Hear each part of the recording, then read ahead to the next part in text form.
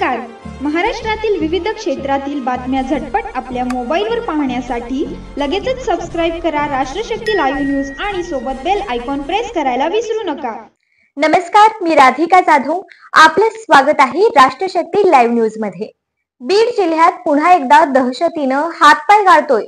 तुझा संतोष देशमुख करतो अशी धमकी देत एका तरुणावर कोयत्याने जीवघेणा हल्ला करण्यात आलाय. ही घटना आहे भील तालुका तांदळवाडी जिल्हा बीड येथील. कैलास सांगुळे असे हल्ला झालेल्या तरुणाचे नाव आहे. कैलास गाडी चालवत असताना चौघांनी त्याच्या पाठीमागून येत डोक्यावर, तोंडावर, मानेवर 10हून अधिक कोयत्याचे वार केले. हल्ल्यानंतर तो जागीच बेशुद्ध पडला असून त्याची प्रकृती चिंताजनक आहे. सध्या त्याच्यावर बीडमधील खासगी रुग्णालयात उपचार सुरू आहेत. विशेष म्हणजे अद्यापही या प्रकरणात पोलिसात गुन्हा दाखल झालेला नाही आणि आरोपी मोकाट फिरत आहेत असा आरोप पीडित तरुणाच्या कुटुंबियांनी केला आहे. कैलासचे बंधू श्रीहरी सांगुळे म्हणाले की माझ्या भावाचं काही वाईट झालं तर पोलीस प्रशासन जबाबदार आहे.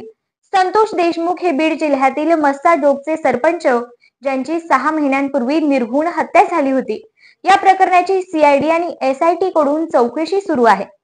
या हत्येप्रकरणी आतापर्यंत विष्णू साठे, सुदर्शन घुले, प्रतीक घुले, सुधीर सांगळे, महेश केदार आणि जयराम साठे यांना अटक करण्यात आली आहे. मात्र मुख्य आरोपी कृष्णा आंधळे अद्यापही फरार आहे. त्यामुळे संतोष देशमुख यांची मुलगी वैभवी देशमुख आता रस्त्यावर उतरते. तिने मस्साजोग येथे आंदोलन करण्याचा इशारा दिला असून याबाबतचे निवेदन धनंजय देशमुख यांनी तहसीलदारांना दिले आहे. एकंदरीत काय तर बीड जिल्ह्यात गुन्हेगारी आणि दहशतीचे प्रमाण वाढते. आधी सरपंचांची हत्या, आता तरुणावर प्राणघातक हल्ला.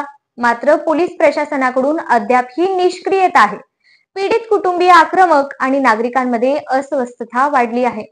राष्ट्रशक्ती लाईव्ह न्यूज प्रशासनाकडे ठाम मागणी करते की कैलास सांगुळे हल्ला प्रकरणात तात्काळ गुन्हा दाखल व्हावा, आरोपींना अटक करावी, संतोष देशमुख हत्ये प्रकरणात फरार आरोपीला पकडून कडक कारवाई करावी. मी राधिका जाधव. पाहत रहा राष्ट्रशक्ती लाईव्ह न्यूज.